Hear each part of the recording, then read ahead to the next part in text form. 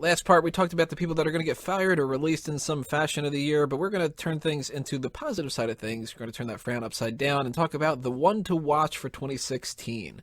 That's the people that we think are going to be the standout superstars. They're going to do a great job this year, get a big push, end up having some of their best work ever, whatever the qualifications are that you necessarily are going to specify here.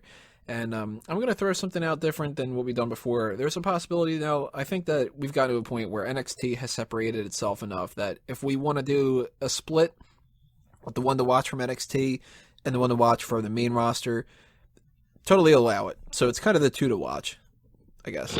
But one to watch for each of those kind of things. We're not going to go too crazy. It's not going to be the one to watch for that, the one to watch for Divas, the one to watch for the women's division, no, we're not going to do that kind of crap. Maybe in the future, I don't know. But as far as that goes, you could either pick one for everything or you could pick one from either of them. And I am going to just throw out here something that Kalen had said. He tossed out his one to watch, which was Apollo Crews.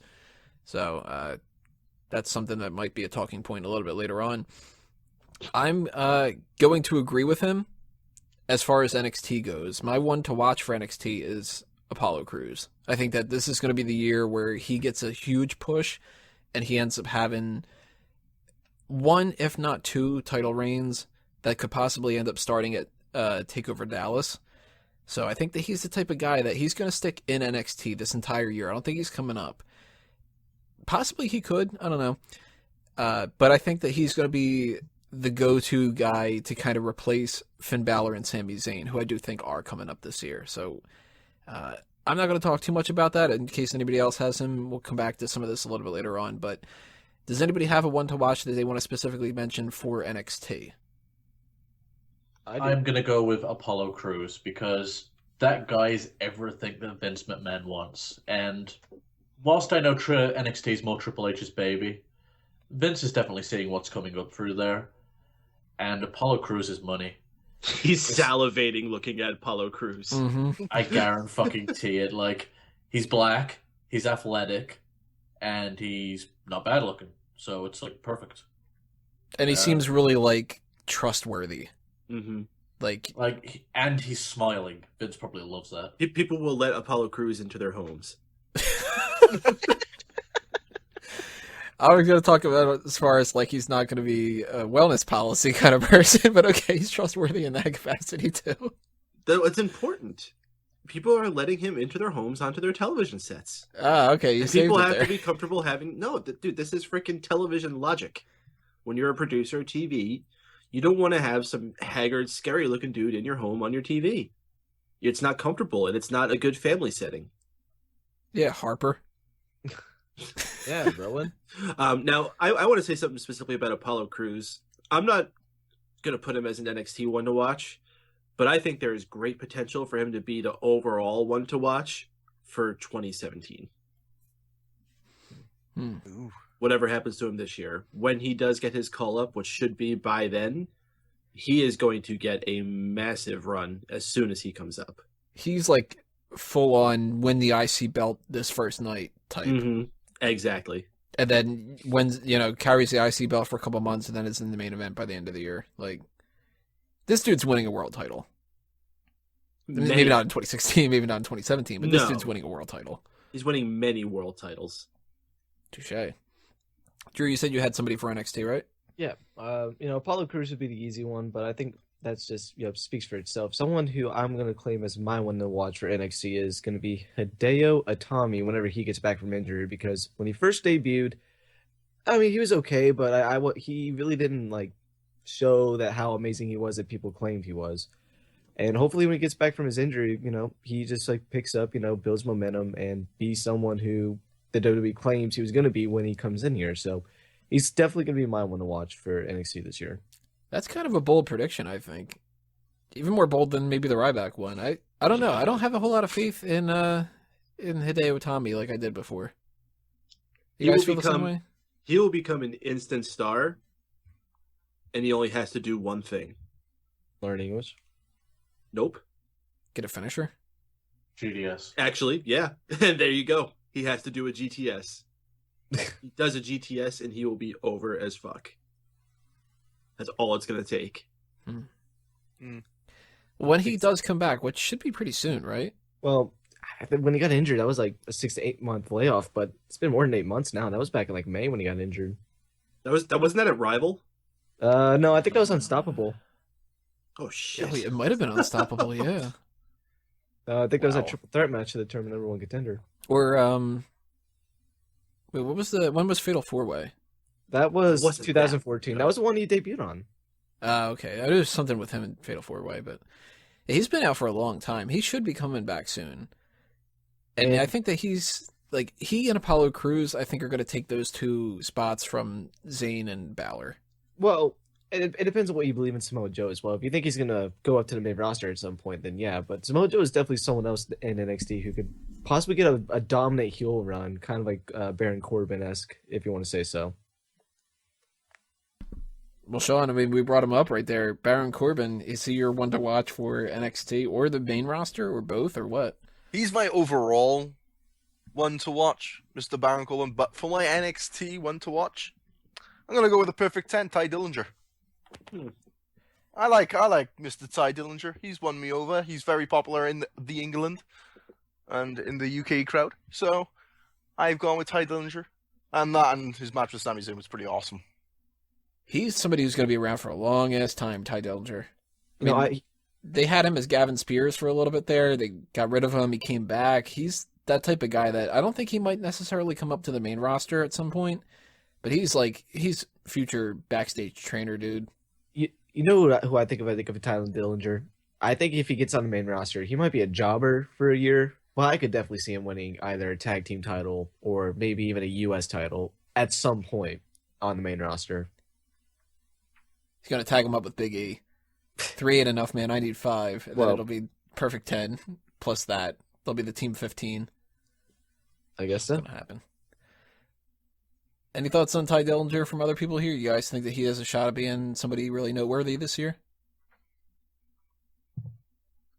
No. A lot of faith in Ty Dillinger here. Thanks for the input, Yoshi. Yes. Anybody else not mention an NXT guy? I'll throw out one more, and it's not a guy, you sexist asshole. Because one of the most exciting things about NXT has been its women's division. And a lot of people are worried that they're not going to do so well without the 4 horsewomen there. Once Bayley gets called up, that's going to be it. Well, you're wrong. Because I think there's someone that's even better than all of those horsewomen. And that's Asuka. Asuka. She is the most beautiful diva of all time. I think she's winning that title this year, but I don't know if she's going to make as much of an impact as a lot of people would expect her to. I think when Bayley comes up, there's going to be a noticeable drop. Which would be fair to expect. But Asuka is a great talent. And if I was going to pick a woman, it would definitely be Asuka as well for my one to watch. You know, she's probably the best talent other than Bayley down there. Probably has like the most character, the most badass like theme. Like her entrance is awesome. Everything about her is amazing. So definitely someone who might be down in NXT all year, but when she gets on the main roster, it's gonna blow people away. See, I'm a little worried that the person who might actually get more focus this year for the women's division in NXT isn't Asuka. Nia Jax. I think it's Eva Marie. Ugh. Yeah. I don't think she's worth it right now, but I think that WWE thinks so. I thought they've already kind of lost faith in her. Yeah, They she's haven't been done. doing much with. Yeah, I thought you were going to say Nia Jax. She seems like the one that, if anything, they would be trying to push. See, I think the fact that they had that Nia Jax match and she tapped out, that's a good indicator that they realized that she wasn't ready. No, I think that's an indicator that she's green, but she's still freaking a mean bitch, and she's going to be a force to be reckoned with when she gets herself more training. I didn't get a chance to comment on this, but the way they booked that Nia Jax match was fucking smart. Yeah, that's the best outcome they could have done for that. Yeah, we I were didn't really have worried any about what faith they were of- going to do. I didn't have any faith about that, but nowhere near as bad as I thought it'd be. It was actually entertaining. Well, going up to the main roster, who wants to toss their one to watch into the mix here? Baron Corbin. Coming up with the Royal Rumble to win it. Calling it now. Well, will he win the title when that happens? Yep. Well, glad you Kevin watch Raw. Owens, Money in the Bank. It's hard to argue against.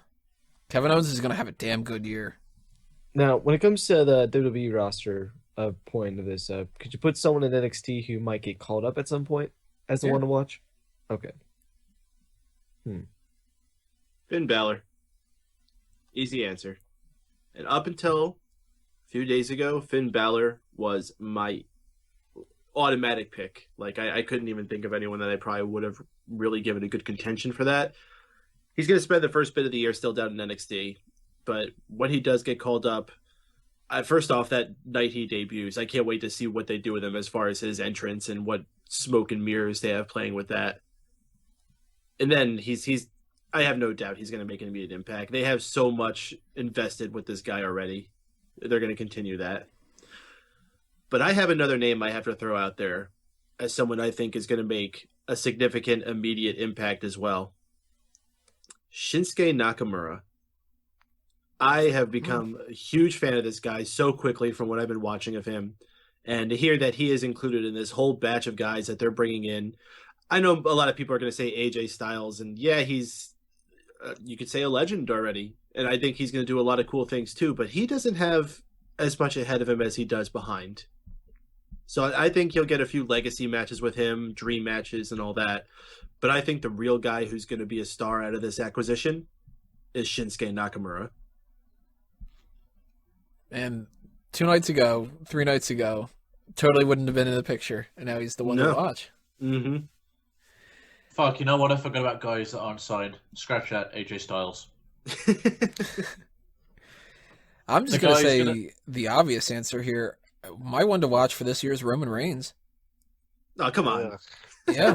I did that the last 2 years. It's an It's obvious already- answer. It's something that is not the most glamorous or the most interesting, but shit, they are going to go hard on Roman Reigns this year. Well, when you say one to watch, I assume you mean like a lower guy that's going to get to a big stage. Yeah, that's what I thought. He's already the guy of the main. Yeah, Roman Reigns has broken out already. There's no more breaking out Roman Reigns is going to do. No, it Yeah, doesn't, now- doesn't that's need to just be the somebody old who guy. breaks out and becomes somebody that they weren't somebody before. It's just who's going to be Yeah. a standout superstar. Oh, well, in that case, I'm going to go Bray Wyatt. Well, if we're talking about guys that are going to be standing out and drawing lots of money, I'll just go with fucking John Cena then. Yeah, John Cena. John Cena. For my one to watch for this year, I'm gonna go with someone who's been on the main roster for a number of years now, but injuries has held him back, and that's gonna be King Barrett. And I think this year will be the true telling of his career and what will happen to him in the WWE. If he doesn't pick it up this year, he's just gonna be floating around the mid card forever. However, he's got the mic talent. He's a good guy in the ring, and the guy can stay. If he can stay healthy, he could have been the WWE champion by now, and I still believe that he will someday. But good booking and him staying healthy is going to be the true way to tell of that. So I'm going to go out on a limb, and he's going to be my one to watch for this year. Man, a couple of years ago when he was doing that Bad News Barrett gimmick and it was over as fuck, he seemed like he was so primed to be the one to watch, where he could be like the Money in the Bank and a babyface and a world title run or anything like that, and they fucked him over so bad. And his injuries didn't help, of course. It's on him a little bit, but I don't have a whole lot of faith in him anymore. I think I have to stop buying into the Barrett hype. Especially because he couldn't even keep up with the League of Nations. Yeah. Like, this is the worst time for him to be injured. That's definitely true, and the guy had every capability to be a main event. The guy, when given an opportunity He to work, debuted as a main eventer. Mm-hmm. yeah, like he has the skill set. It's just there's something missing there. The guy can go in the ring. I don't care what people say. He's had great matches with Orton. He's had more than acceptable with John Cena, and the guy is one of the most talented guys on the microphone. But there's something missing there. Like I said, it's going to be a good or bad year for him, and this is going to be the year that really defines his career as a whole. I think if he just comes out of a slump, wins an Intercontinental title and have a good run with it, I think that could really help out his career with him going forward. I just think it just takes one, not a main event, but like co-main event feud with either like John Cena, Dean Ambrose, or Seth Rollins or something like that could really help him out. And if something along those lines help, and shit, he doesn't need to be King Barrett. I mean, the Bad News Barrett you can do, but that was never going to be like a main event character in the end. You might just have to go back to like just being a heel who just fucking kicks ass, and just do something along the lines of the Bear Barrage that he did in the very beginning. Where does everybody think that Dean Ambrose is going to stand this year? I know someone mentioned Kevin Owens was going to win the Money in the Bank. I think that was Wago. I think Dean Ambrose has a shot at winning that this year, and I definitely see him as someone who could win the WWE Heavyweight Championship by the end of the year. Either by turning heel on Reigns and cashing it in, or just by winning the Rumble or something like that. He's someone who has a number of chances this year to pick up that title. But the biggest thing I think that's going to contribute or detract from Dean Ambrose this year is whether or not they turn him heel.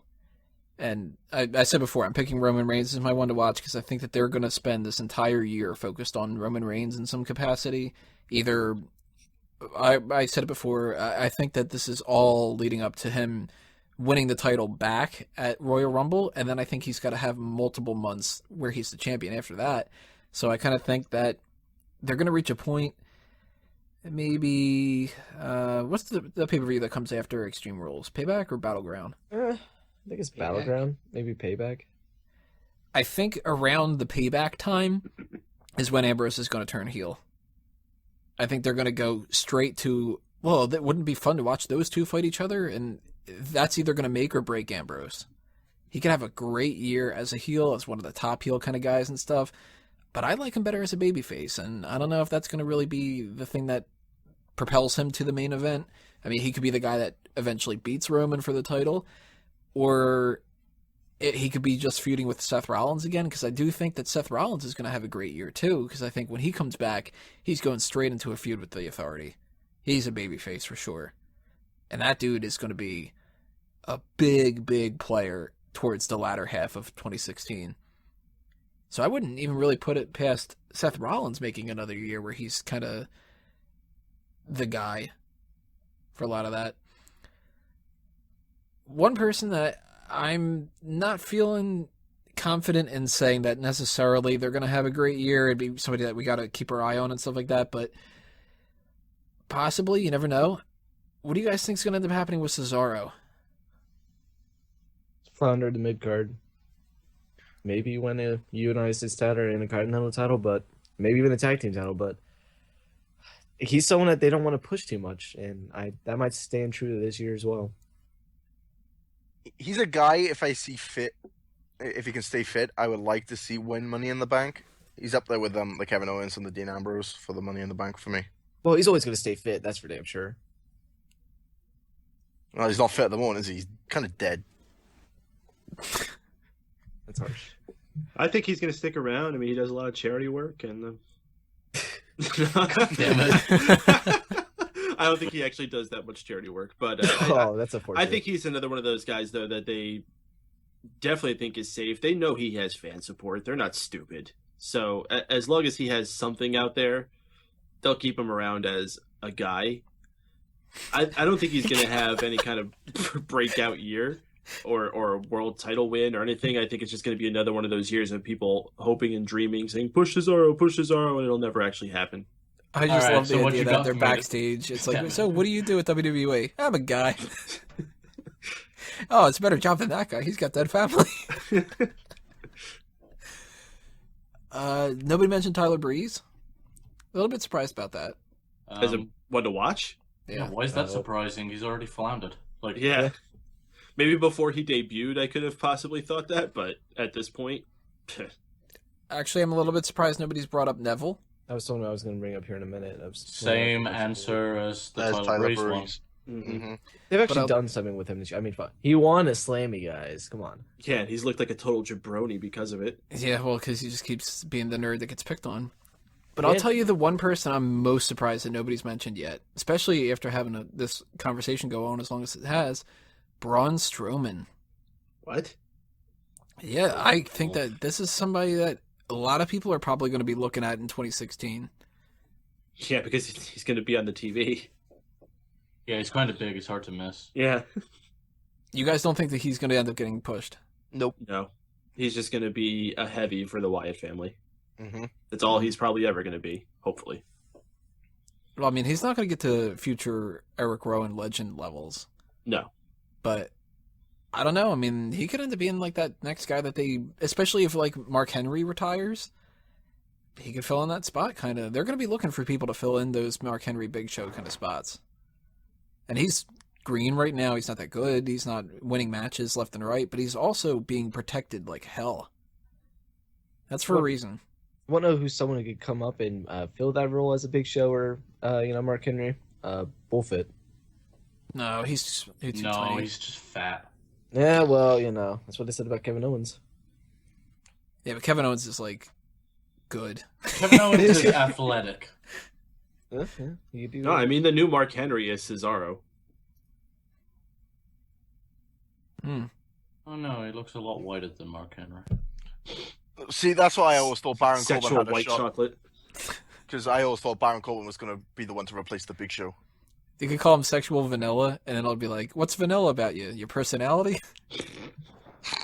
Hello. Hey, you're just a guy. So, any other thoughts that anybody wants to mention for different one-to-watch people of the year? Can I give my actual honest answer now for NXT? Yeah. If it really was a Ty Dillinger, fuck that shit. Oh, Jesus. It was Chad Gable. It was Chad Gable. I'm a big fan of Chad Gable. I think he's great. Yeah, Chan Gable's pretty rad. John Gable. Good old Jackie Chan Gable. Chad Gable. That was an even worse Seth Rollins laugh. Is that Seth's babyface laugh? It'd be great if he comes back and he does that. I don't think they'll break him up later on. Alright, I think that's it for the one to watch. Yeah. So leave your comments below, guys. Tell us who you think are going to end up being the standout superstars of the year, whether you agree with us or you disagree with us. And if we didn't mention anybody that you think, then definitely leave those comments because we'll be curious to see what those people are. We have one more thing left to do for this episode, and that is the Fantasy League coming up in the next part. So we'll see you in part 6.